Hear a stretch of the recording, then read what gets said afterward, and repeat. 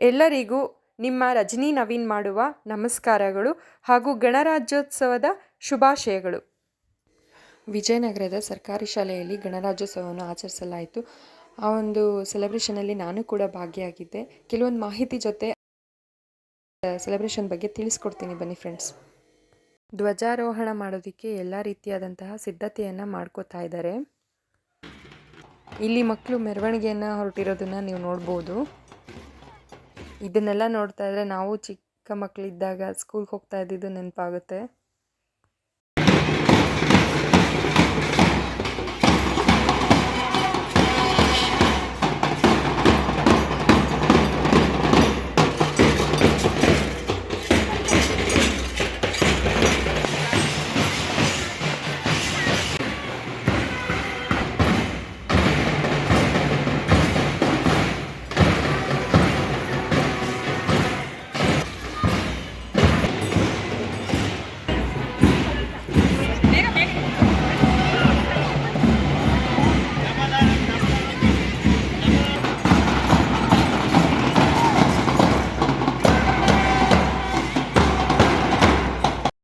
ಮೆರವಣಿಗೆ ಎಲ್ಲ ಮುಗಿಸ್ಕೊಂಡು ಬಂದ್ವಿ. ಇವಾಗ ಧ್ವಜಾರೋಹಣ ಕಾರ್ಯಕ್ರಮವನ್ನು ನೆರವೇರಿಸಲಾಗ್ತಾ ಇದೆ. ಬನ್ನಿ ಫ್ರೆಂಡ್ಸ್.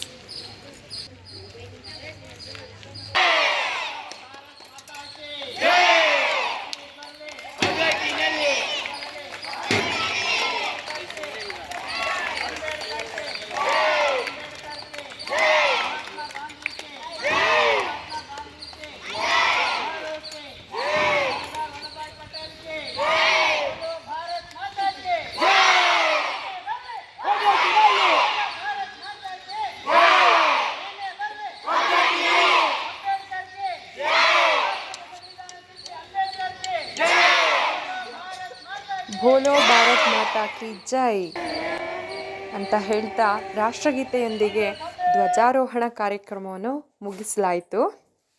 ಗಣರಾಜ್ಯ ಎಂದರೇನು ತಿಳ್ಕೊಳ್ಳೋಣ ಬನ್ನಿ. ಯಾವ ದೇಶವು ಸ್ವತಂತ್ರವಾಗಿದ್ದು ಲಿಖಿತ ಸಂವಿಧಾನವನ್ನು ಹೊಂದಿದ್ದು ಅದರಂತೆ ರಾಜ್ಯದ ಆಡಳಿತವನ್ನು ನಡೆಸುತ್ತದೆಯೋ ಅಂತಹ ದೇಶವನ್ನು ಗಣರಾಜ್ಯವೆಂದು ಕರೆಯಲಾಗುತ್ತದೆ.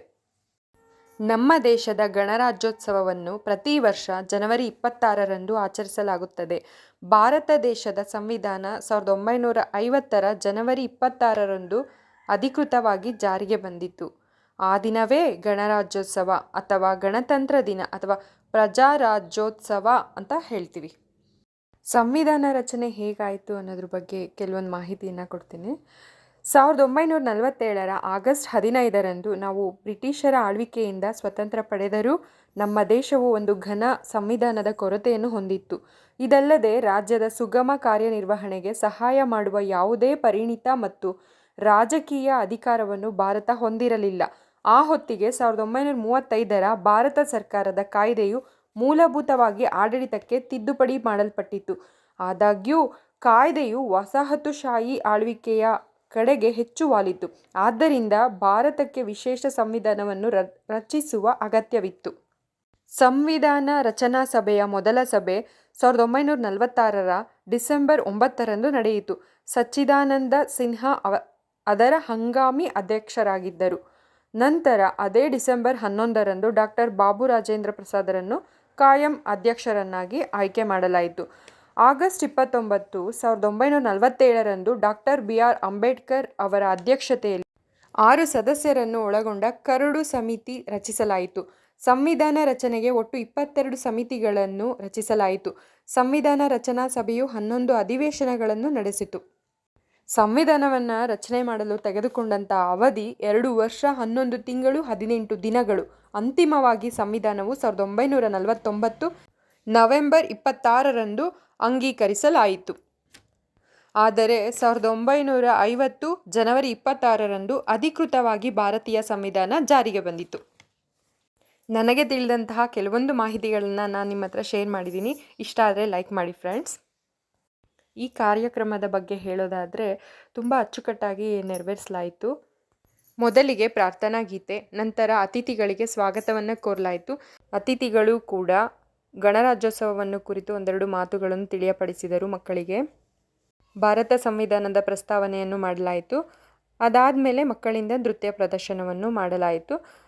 ಕೊನೆಗೆ ಸಿಹಿಯನ್ನು ಹಂಚಿ ಕಾರ್ಯಕ್ರಮವನ್ನು ಮುಕ್ತಾಯಪಡಿಸಿದರು.